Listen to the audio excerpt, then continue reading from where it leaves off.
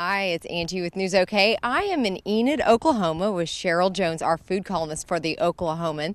And today we are in Sherrel's garden. We're going to talk about how to make a cook's garden.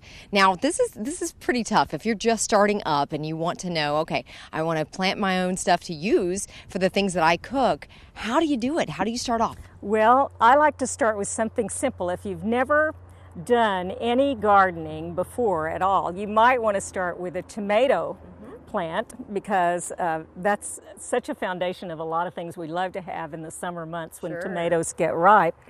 And then we'll talk also, you may want to try some onions in the early spring like this. You'll find these many of them are in the grocery store. They're just little onion starts. They sort of look like the green onions that you get, but they've got some root attached. And we'll talk about that. And then I have to throw in, I sometimes put either fresh basil plants or marigold plants around my tomatoes because I like the extra color. And then the marigolds have the added advantages. They attract some of the other bugs that might want to attack the tomatoes. They get on the marigolds instead. That's great. Okay, so so that let's makes get it good. started. So we're going to start. I'll show you the way that I like to plant tomatoes. And I've been doing it this way since I was a little girl. And we're just going to do this as a pretend part of the soil because the day we're filming, we're expecting a big snowstorm. So I'm not going to put my tomatoes, actually leave them in the ground. But I want to show you this technique for planting so we get it. And what I do is pop the tomato out of the... And you can see this is a nice, healthy one. It has some good roots attached. And then I'm going to pinch off these lower little sprouts off of the And where tomato can you vine. buy these? Oh, any of your greenhouses or nurseries have them. Okay. Some of the large grocery stores, discount stores sell them.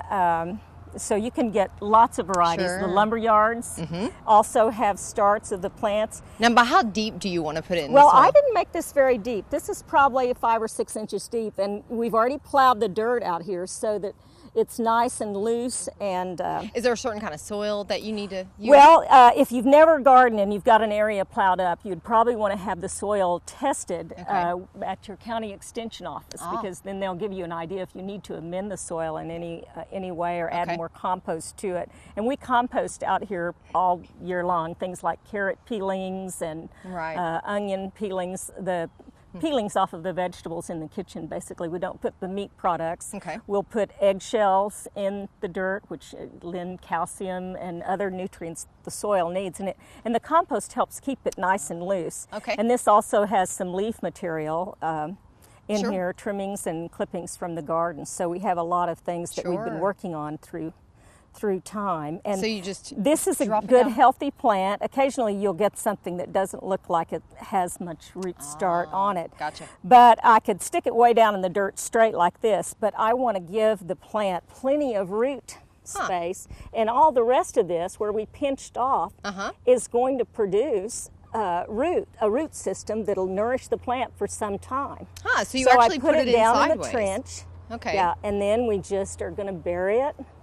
Like this, and then bring the tomato plant up over here. And I like to make a little watering well kind of around it. And so I've got that. And I could even pinch off this part as well. So it doesn't, the first thing the tomato plant's going to do is work real hard to get that root system established. Some people like to put a little bit of calcium, just ground up bone meal or something like that in the hole or near the tomato plant. But I have pretty good luck like this. And then if my next plant was 3 to 5 feet away from this, I would probably just put a marigold. And I don't plant it the same way. I just put it down in the soil. And this one's nice and rooted. So I'd probably put the marigold over here in between where the 2 tomato plants will be. And then we just put it around, and that'll kind of help attract some of the bugs that might like that. That's interesting. Plus, it looks pretty. Yeah, it does. And then here, let me show you what I like to do with onions. Now, we're not going to leave these in the ground right now because we're expecting this big snowstorm. So this is a little early, but when you do this, I like to make I'm going to go ahead and take this one out. Okay. So I have room to work here. I like to make and you can do this with a hoe in your garden. Okay. I make a big mound of, and it's not going to be this close to the tomato. Whoops. And I make a big mound of dirt, like so, and then just make some little holes. And you can use a dowel stick or the handle of a kitchen utensil. And you just put it straight down like that? Yeah, I just put them straight down in there and cover that. Same thing. Interesting. And I think it's easy to use your finger, actually. Right. And just come around. The onions go in the little holes that you've made. Do you need to put them like a certain distance away from each other? I just put them about 4 or 5 inches apart. Okay. And I'm going to make, in my garden, I usually make a row of maybe 6 onions across. Okay. And then I make the row however long the sets. And you can get white onions, or these happen to be Vidalia onions, which are nice and sweet. They're a famous kind of onion. I was going to try them this year. I've never planted them before, and we'll see. And there's, of course, the Granics do very well in Oklahoma. So we put those in. Now, how long for the tomato and the onions to get Well, these will definitely, by the 4th of July, we'll be eating tomatoes in Oklahoma. So that works really well. And then another thing that you might start planting with is I like to, you have seeds for things like lettuces and spinach. And those are so tiny, the little tiny seeds are just minute. Oh, they sure are. So see how tiny they are. Yeah. And this is mesclun, a salad blend mixture. It's sort of a French blend, and you see these in the salad mixes in the store. It's kind of fun to grow your own if you have a little space. Okay. And what I do is mix all the seeds in the soil. Okay. And I just take some potting soil so that I'm distributing them, because they're so tiny, you're not going to go around and plant every little seed. Right. So you can just take this mixture and then put it on top of a well-defined row. Okay. And then pat it down. So if you put it in some other soil, and you'll see where you've planted, because this soil is different color from the other. Gotcha. So you can kind of see when you plant it like that. So you definitely would have a great tip. Salad with tomatoes and onions right spinach, here. you could do the same way.